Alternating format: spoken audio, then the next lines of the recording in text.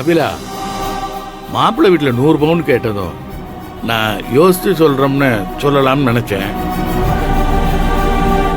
நீ உடனே சரின்னு சொல்லிட்டியப்பா. நல்ல வேலை புனிதா உன்னை கூப்பிட்டு பேசினான். இல்லப்பா, அமுதாக்கு பையனை பிடிச்சிருந்ததுன்னு நினைக்கிறேன். அதான் உடனே ஓகே சொல்லிட்டேன்ப்பா. அது இருக்கட்டும்பா, அதுக்காக நம்ம அளவுக்கு மீறி செலவு பண்ண முடியாதுல்ல. எப்பா, நீ உன்னையும் கொஞ்சம் யோசிக்கணும்ல. இருக்கிறதெல்லாம் அமுதாவுக்கே கொடுத்துட்டா அப்புறம் நீங்க என்ன பண்ணுவீங்க? சரி, அதான் அன்னைக்கே குடும்ப சொத்தெல்லாம் இருக்குல்லப்பா.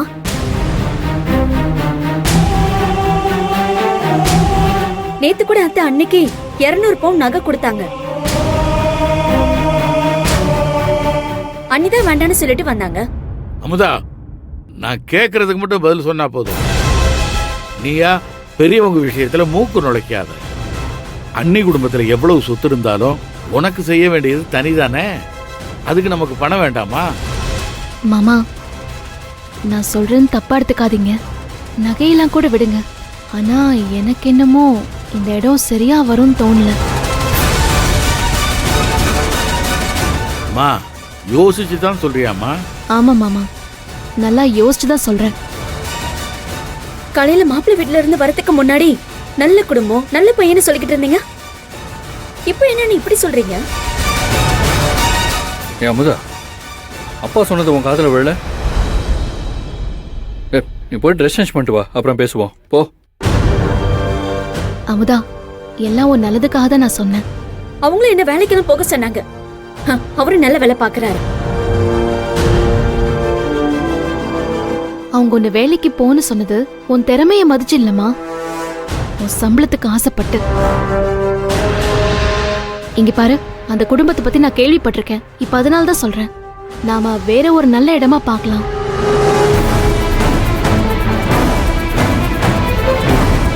மாமா, அவங்க வந்ததுல இருந்து நம்ம குடும்பத்து மேல ஆர்வம் காட்டின மாதிரி தெரியல. என் வீடு, சொத்து, என்னோட பிசினஸ் லாபம் இதெல்லாம் தெரிஞ்சுக்கணுங்கிறதுக்காக பேசின மாதிரியே இருந்துச்சு. அந்த குடும்பம் அமுதாவை கல்யாணம் பண்ணா நிறைய சொத்து கிடைக்கும்னு எதிர்பார்க்கிற மாதிரி இருக்கு. கபிலா, நீ என்னப்பா சொல்ற? எனக்கும் ஆரம்பத்துல இருந்து என்னடா அமுதாவை பத்தி விசாரிக்காம வந்ததுல இருந்து புனிதாவை பத்தி விசாரிக்கிறாங்கன்னு தோணுச்சுப்பா. சரி, நான் ஏதோ ஆர்வத்துல கேட்கறாங்கன்னு நினைச்சேன். இப்போ புனிதா சொல்ற மாதிரி நான் யோசிக்கலப்பா. அம்மாடி புனிதா, நீ சின்ன பொண்ணா இருந்தாலும் ரொம்ப சரியா தான் யோசிக்கிற. நீங்க உள்ள பேச போனதும் அதுவரை மாப்பிள்ளையோட அப்பா கல்யாணத்துக்கு முன்னாடி வேலைக்கெல்லாம் போய்கிட்டு இருந்தான்னு கேட்டாரு. அமுதாவோட சம்பளத்தை கேட்டதும் அந்த அம்மா முகம் போனதை பார்க்கணுமே. கபிலா, கொஞ்சம் டைம் எடுத்தே பண்ணலாம். நானும் 4 பேர்கிட்ட விசாரிக்கிறேன். இப்போதைக்கு நாம உடனே எந்த முடிவும் எடுக்க வேண்டாம்ப்பா.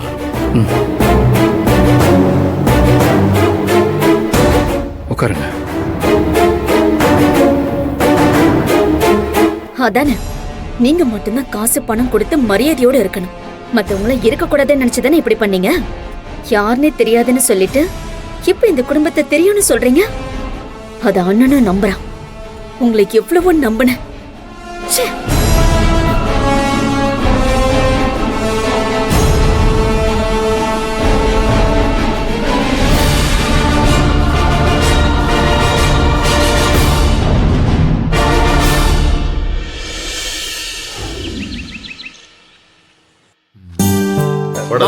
வாங்க மாமா, உட்காருங்க.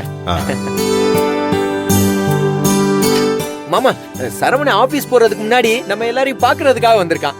அப்பா, உங்க சைன் வேணும், வாங்கிட்டு போலான்னு தான் வந்தேன். சரிப்பா, காலையிலே வந்திருக்க. டிஃபன் காஃபி தானே சாப்பிட்டு போ. சரிப்பா. சரவணா, காஃபி எடுத்துக்க. எடுத்துக்க. ஓகேம்மா. என்னங்க? நல்லா இருக்காளா? குடிங்க. அத்த, உங்ககிட்ட இன்னைக்கு ரொம்ப பெரிய மாற்றம் தெரியுது. முகத்துல அப்படியே 1000 வாட் லைட் பல்ப் எரியற மாதிரி ரொம்ப பொலிவா இருக்கீங்க. என்ன விஷயத்த?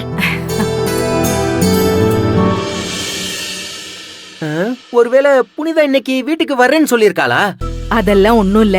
ஆ, அப்படின்னா நீ எதுவும் வீட்டுக்கு போக போறியா? அதுவும் இல்லங்க. அதுவும் இல்லையா? என்னங்க, நான் காலங்காத்தால ஒரு கனவு கண்டேங்க. கனவா? ம். ஆமாங்க, நம்ம வீட்டு வாசல்ல தொடங்கி வீடு முழுக்க குழந்தைங்க அப்படியே நடந்து போற பாதம் இருக்கும்ல, அந்த பாதமா இருந்தது. நான் கிட்ட போக போக அந்த பாதம் அப்படியே தூரமா போயிட்டே இருந்தது. கண்டிப்பா நம்ம வீட்டுக்கு சீக்கிரமே ஒரு குட்டி கிருஷ்ணர் வரப்போறாருன்னு நினைக்கிறேங்க. தெய்வானா அவளுக்கு பொண்ணுதான் வேணும்னு சொல்லிட்டு இருந்தா, எனக்கும் பொண்ணுதான்ப்பா வேணும். ஏன்ட்ட கிருஷ்ண ஜெயந்திக்கு செய்யணும்னு நினைச்ச பலகாரத்தை எதுவும் நீங்க செய்யாம விட்டுட்டீங்களா? அதையெல்லாம் இப்ப நீ கேட்டுக்கிட்டு இருக்க? ஆமா, நான் அத்தை கிட்ட கேட்டேன், உன்கிட்ட கேட்கல. ரொம்ப பண்ணாத மாம்சே. எப்படே நீ இங்கதான் இருக்கியா? ஏன் உனக்கு கண்ணு தெரியலையா? எனக்கு என்ன, உனக்கு 60 கல்யாணம் தான். மரகதா, இத பாரு, சரவண சொன்ன மாதிரி நமக்கு பேரனோ பேத்தியோ சீக்கிரம் வரப்போறாங்கல்ல, அதான் உனக்கு கனவா வந்திருக்கும். ம். அதுவும் சரிதாங்க. எனக்கு என்னமோ புனிதாவுக்கு